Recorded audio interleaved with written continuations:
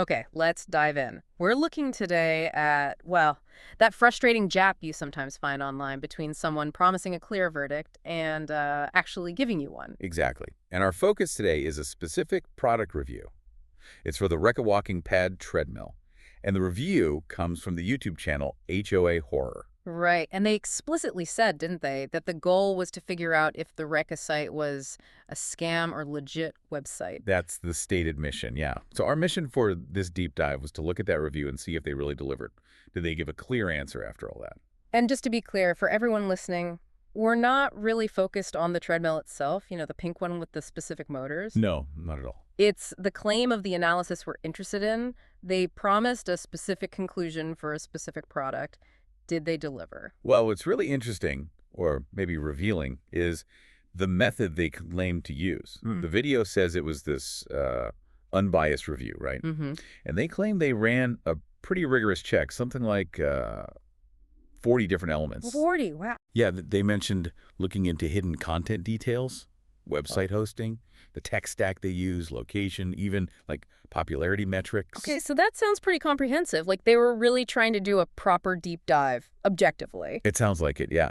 And, initially, the data they shared actually seemed pretty positive. Right, I remember that part. They said the trust score for the site came back as good.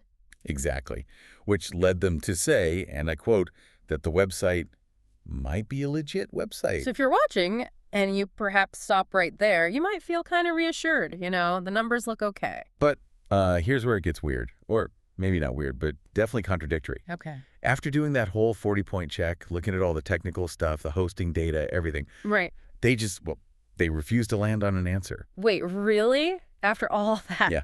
The final summary, the big takeaway they offered their viewers, was that the website appeared to be, get this, Yeah. a scam or legit website. You're kidding. Nope. That's astonishing. It's like asking for directions and being told, turn left or right.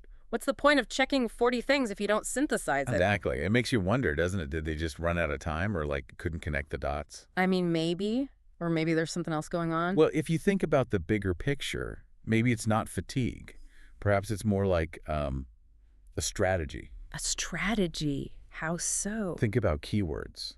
Scam, legit. Those are powerful terms, right? They drive clicks, get attention. Sure. High search volume. So maybe the goal isn't really to inform you, the user, but to, let's say, optimize for views. Use those strong keywords to pull people in, but then give a totally non-committal answer. Ah, so they get the clicks without the potential liability of actually making a wrong call? Precisely. It prioritizes the content structure, it's SEO maybe, over actually providing useful, actionable insight. So what does that mean for the person, the viewer, who just wanted to know if they should buy this thing or not? They just wanted a simple yes or no. Well, the video basically punted. After promising that unbiased verdict, the final recommendation was that you, the viewer, should do your own manual research to make the final call. Wow. So they did all this work, supposedly, just to tell you to go do the work yourself. That's pretty much it. The entire burden of actually figuring it out, of synthesizing those 40 points of data, gets shifted right back onto the audience. It's analysis that gives you lots of, specific details, hosting, tech, score, but then completely fails to translate any of it into something usable. Yeah, a definite failure to synthesize. Okay, so that really brings us to our final thought for you, the listener. We just looked at a source, this YouTube review, that used a really detailed technical audit, right? 40 elements checked, specific data points mentioned. Lots of apparent rigor. But it resulted in a conclusion that was basically, it could be this or it could be that. So when you're trying to get information quickly, how valuable really is that kind of analysis? Yeah, an analysis that dumps a load of data on you, but then refuses point blank to actually interpret it, leaving you to do all the heavy lifting.